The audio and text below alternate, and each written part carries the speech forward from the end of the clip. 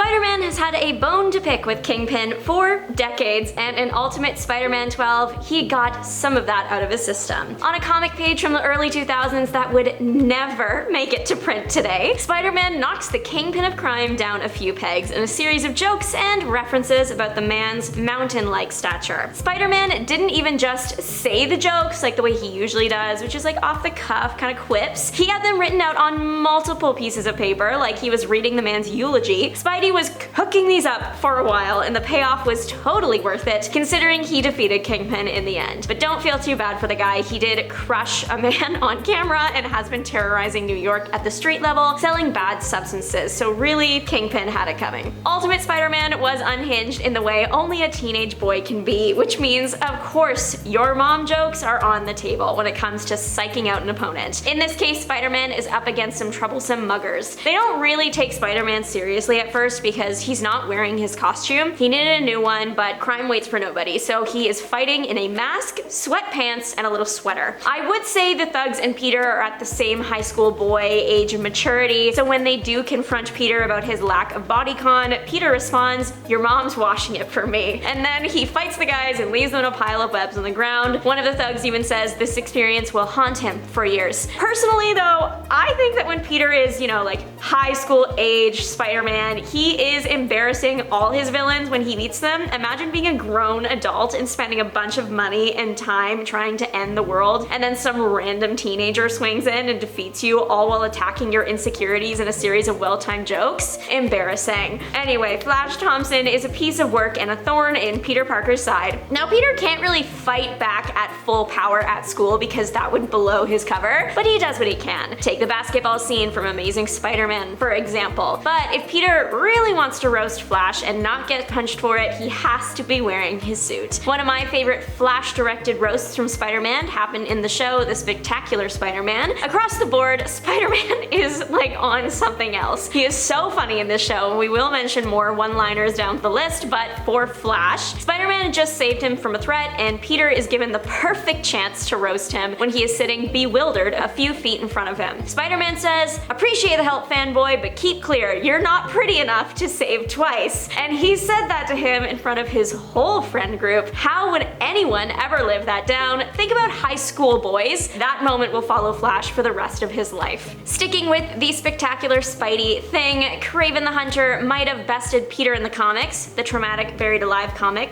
just for an example. But in the Spectacular Spider-Man, Peter got the upper hand. After Kraven acted, well, like Kraven, Spider-Man asked the guy where he was from. Hunter shared Mother Russia by way of Mother Africa, and the Spider's response, "Wow, two moms and still so ill-behaved. No wonder Kraven buried him." Again with the Spectacular Spider-Man, now focusing on everything this kid had to say about Rhino, my god, he would not let this man breathe. I mean, he is easy to insult, like look at him for 2 seconds, just the fit alone, and Spider-Man has material for days. Take the interaction from season 1, episode 6, for example. Rhino is breaking and entering the Daily Bugle building looking for Peter, and surprisingly, Jameson is the one to slow him down with a series of excuses, to which Rhino says, "What, do you think I'm stupid?" And Spider-Man swings in with, "Well, you are dressed stupid," gagged. Then in episode 11, after Rhino escapes from prison, Spider-Man says, "Ah, Rhino, I knew no prison was wide enough to hold you." Rhino does laugh at this, promptly for Spidey to double kill with, "I knew they taught trades in the Slammer, but a sense of humor." Unhinged behavior from him, and then in a later episode after defeating the Rhino again, he calls out for the crowds to come admire the world's largest dehydrated turtle. At what point do you just give up and find another city to bother? Rhino's threshold for embarrassment is admirable. Sometimes some villains get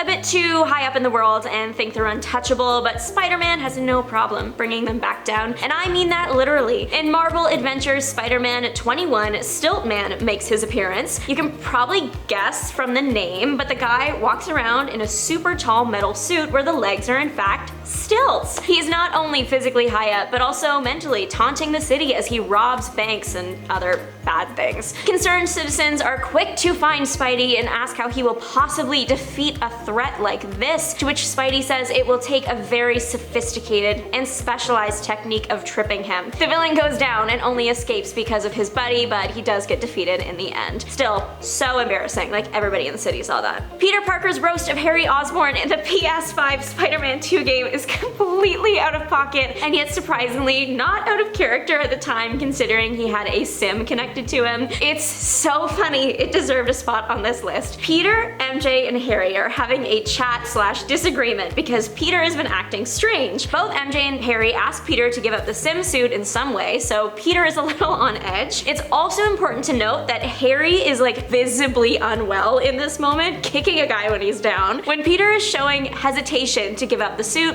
Harry makes a side comment, and Peter took it very personally. For some reason, he decides to go straight for the jugular with the response, "Why don't you pop some more pills and say what you're really feeling?" Harry was not doing a thing to Peter in this particular moment. He was literally just sitting in a chair and Peter went off. Sure, maybe Harry wasn't being a menace to society in this moment, but Harry Osborne does become Green Goblin later in life, so it counts. No one in the Osborne family is safe from the wrath of Peter's wit though. Norman Osborn, the Goblin King, has been on the receiving end of many a Spider-Man roast, to the point where he can tell it's the real guy based on his battle commentary. Back when Peter mind-swapped with Doc Ock and then passed in his body, Doc Ock took up the mantle of Spider-Man and fought crime around the city in Peter's place. This meant that the villains Spider-Man often encountered began receiving very different treatment than what they were used to. When Peter, of course, returned to life and then to his own body, Green Goblin knew right away because suddenly Spider-Man was funny again. The jab that caught Goblin's attention was he had just finished a whole monologue about how Peter would have nothing left, to which Peter responded, "Except the dignity of knowing I never carried a man purse." Iconic, what can I say? It took Green Goblin like less than 5 seconds to realize Peter had returned, and then he promptly detonated a bomb and tried to escape. J. Jonah Jameson has been Spider-Man's biggest hater since day one, and at some point Spider-Man has to draw the line. After years of being slandered in the media, Spider-Man decided to take him to court, and it's as chaotic as one would expect and completely embarrassing for Jameson. His own son testifies against him, then a police officer, then his own staff, and finally the web slinger himself, Spider-Man. Everyone collectively agrees that Jameson has had an unreasonable vendetta against the hero, but Spider-Man's moment on the stand takes the cake for sure. First off, he gets away with wearing his mask on the stand thanks to an Avengers identification device. Peter does start with actually answering the questions, but when directly asked why he believes Jameson hates him, Peter has the most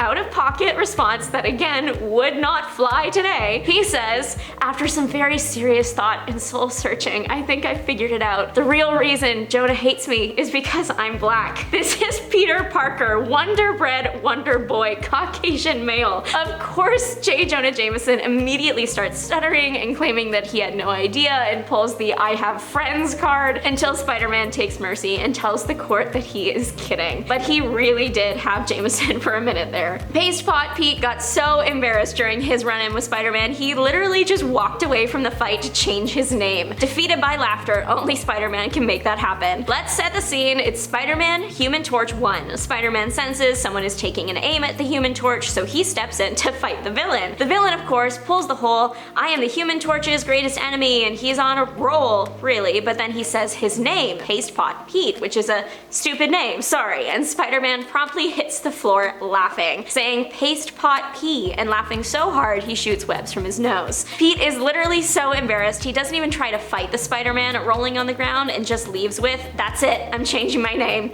And he did. Now he goes by Trapster. But what do you think? Let us know. Bye!